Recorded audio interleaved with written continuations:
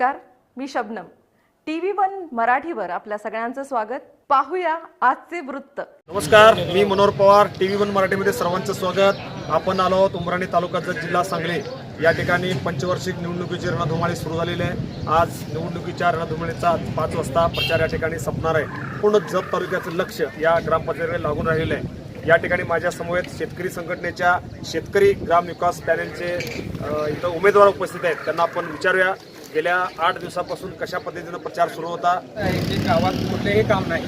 स्वाभिमानी शेतकरी संघटना 6 वर्षापासून आपण इथं सतत त्या सत्ताधाऱ्यांच्या विरोधात कुठल्याही भ्रष्टाचार विरोधात आम्ही काम करत आहेत. शेततळ्याचे 48,000 ग्रामसेवकाला दंड झाला. ज्याप्रमाणे दंड कशाला झाला त्यांनी तोंड बघून, कारण किंवा त्यांच्या सत्ताधाऱ्यांची तेवढीच कामं करायचं, विरोधकांचे करायचं नाही.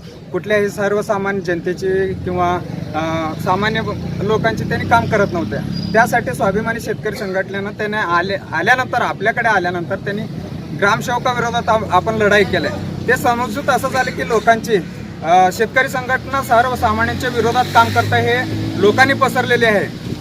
जरी सामान्य लोकांना किंवा नेते मंडळ यांना वाटत असेल तर शेतकरी संघटना शेतकऱ्यांच्या विरोध आहेत, आपण ठाम आहे. त्याच्यासाठी कागदपत्र आपल्याकडे सज्ज सुद्धा आहेत. आता येणाऱ्या निवडणुकीमध्ये आपल्या पॅनलचे 9 उमेदवारी सध्या रिंगणात आहे. 8-10 दिवसापासून आम्ही सर्व टीम सतत सातत्याने आपण लोकांची सेवा आणि लोकांपर्यंत घरापर्यंत आपण झालेलो आहे. तरी कुठं जरी आम्ही कमी पडला असलं तर उमराणी गावातील सर्व मतदार बांधवांना मी इच्छू शकतो, कारण आपले पाठीमाग कार्यकर्ता कमी असल्यामुळे सर्वांच्या घरी किंवा सर्वांच्या मनापर्यंत आपण गेलेले नाही. ह्या TV न्यूज किंवा TV वाल्यांना मी अभिनंदन करतो. ह्यांच्यामुळे आपल्या गावातील सर्वांना मनापर्यंत जाऊन पोचावं आणि विचार करावे की उमराणी गावातील ग्रामपंचायत कसं ठेवावं.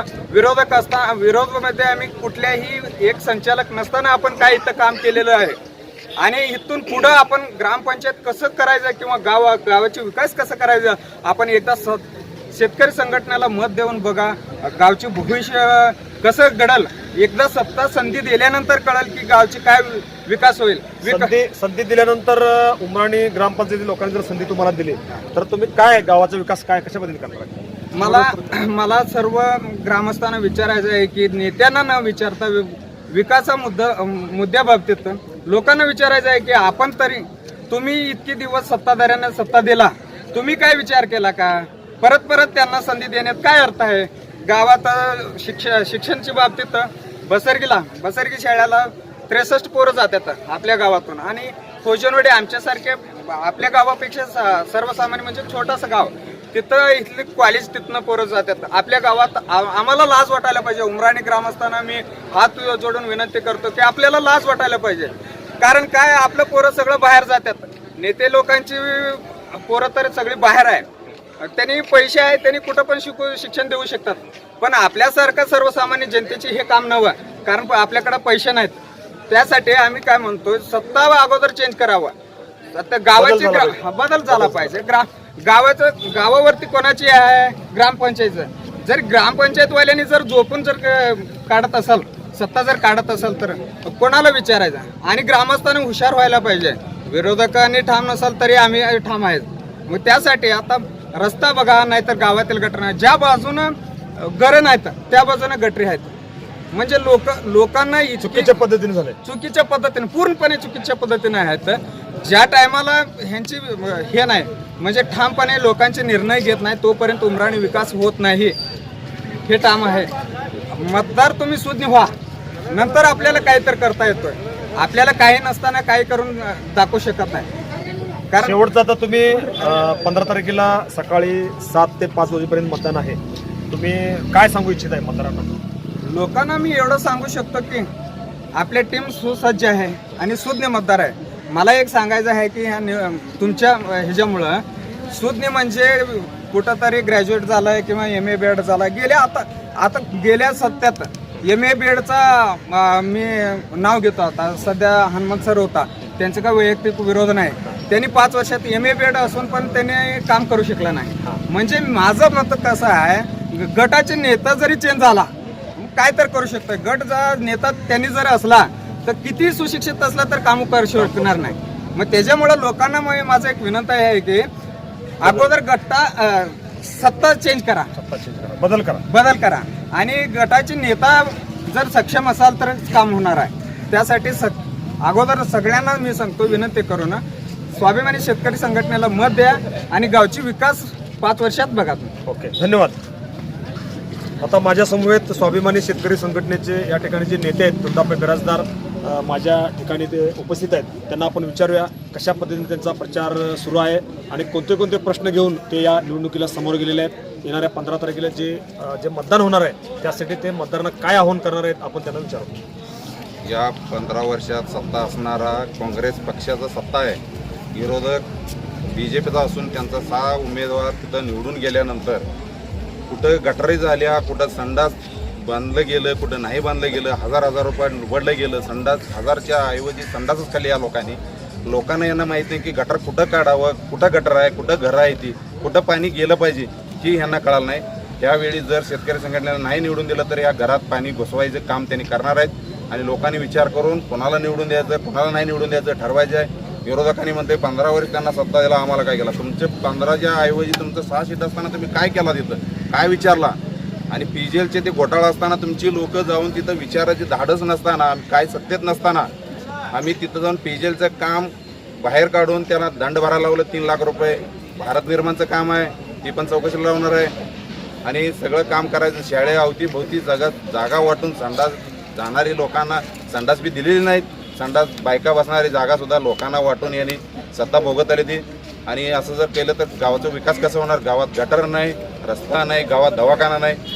येणाऱ्या सामाजिक कामासाठी लागणाऱ्या जागा शिल्लक ठेवलं नाही.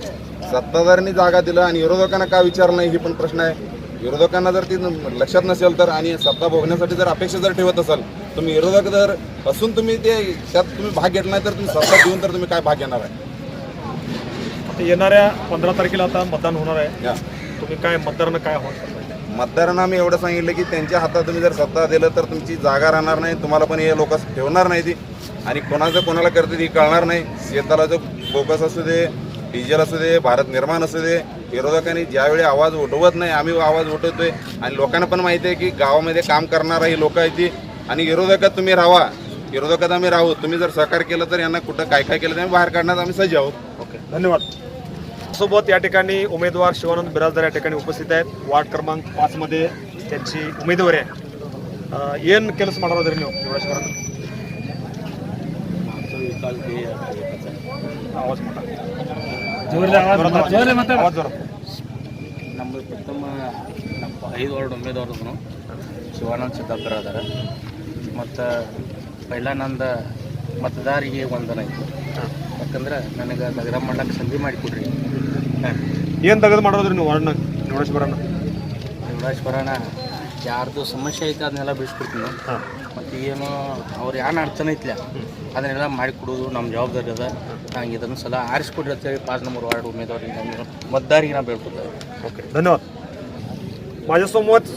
माझ्यासमवेत सुरेश कवटगी या ठिकाणी उपस्थित आहेत. त्यांना आपण विचारूया कशा पद्धतीनं प्रचार सुरू होता आणि 15 तारखेला आता मतदान होणार आहे. तुम्ही गावातल्या सर्व मतदारांना काय आव्हान करणार आहे? गावातल्या सर्व मतदारांना शेतकरी संघटनेचे जे नेते आहेत, उभे राहिलेले आमचे उमेदवार आहेत, त्यांना सर्वांनी निवडून द्यावे आणि सहकार्य करावे. आम्ही सर्व तऱ्हेच्या विकासाचे ध्येय ठेवलेले आहेत, त्या पूर्ण आम्ही करू. काय करणार आहे? विकासाचे देव आहे काय? रस्ते तुम्ही जे- करणार आहे का? गटारी स्वच्छ जे करणार काय आहे? पहिले प्रश्न आहे, गावातले भ्रष्टाचार मोठ्या प्रमाणात भ्रष्टाचार झालेले आहेत. ते संपूर्ण बाहेर काढून त्याला कुठं पाठवायचं ते पाठवायचं आहे. नंतर सर्व तऱ्हेचे आम्ही विकास करू. गेल्या 5 ते 6 वर्षापासून आता 14 वित्त आयोग आलाय, आता 15 वित्त आयोग आलाय. त्यातून आता ग्रामपंचायत सक्षम झालेलं आहे. जिल्हा परिषदेपेक्षा आता ग्रामपंचायतीला निधी जास्त येणार आहे. जास्त. त्या निधीतून काय नवीन काय करणार आहे गावासाठी? नवीन शाळेची आरोग्याची समस्याच नाही, आमच्यात दवाखाना नाही आहे. आरोग्य समस्या मोठं आहे. तिथं कुणी एक पेशंट असलं ना, तिथं 25% पेशंटचं बरं नसलं, जतला पोचेपर्यंत ते 50% पर्यंत जाते. त्यासाठी गावात आरोग्याची समस्या, दवाखाना, प्राथमिक आरोग्य केंद्र हो हो, ते आहे त्यासाठी. आणि शाळेचे मोठे सगळे मोठे मोठे लोक बाहेर पाठवत आहेत. गरीब लोकांचं समस्या मोठं आहे, ते कुठं पाठवू शकत नाही. थोडं 25% मुलं आता शाळा सोडलेले आहेत, गुरं राखायला चाललेले आहेत, मेंढर राखायला चालले आहेत, शेळ्या करायला चालले आहेत. असं मोठ्या मोठ्या समस्या आहे. आता सांगून काही उपयोग नाही, करून दाखवणार आम्ही. शेतकरी संघटनेचे जे उमेदवार आहे, आमचं लोकांवर विश्वास आहे. या 9च्या 9 उमेदवार आमचं निवडून येणार आहे, त्याच्यात काही प्रश्न नाही. धन्यवाद. हे होते उमराणी तालुका जत येथील शेतकरी संघटनेचे सर्व उमेदवार. हे होते उमराणी तालुका जत जिल्हा सांगली येथील शेतकरी संघटनेचे सर्व 9 उमेदवार. त्यांनी गावाच्या सर्वांगीण विकासासाठी एक शिवधनुष्य खांद्यावर घेतलेलं आहे. गेले 8 ते 10 दिवसमध्ये संपूर्ण गावामध्ये प्रचार केलेला आहे. या गावाचा संपूर्ण विकास असो किंवा या गावामध्ये प्राथमिक आरोग्य केंद्र झालं पाहिजे, या गावातील शाळा सुधारल्या पाहिजे, शैक्षणिक दर्जा उंचावला पाहिजे, यासाठी त्यांचा हा प्रामाणिकपणे प्रयत्न त्यांनी या ठिकाणी करत आहेत. आणि संपूर्ण गावामध्ये त्यांनी वार्डावार्डात जाऊन प्रचार केलेला आहे. येत्या 15 तारखेला संपूर्ण मतदारांनी त्यांना विजय करावे असे आवाहन या ठिकाणी त्यांनी केलेलं आहे. Manohar Pawar, TV1 Marathi news, Umrani.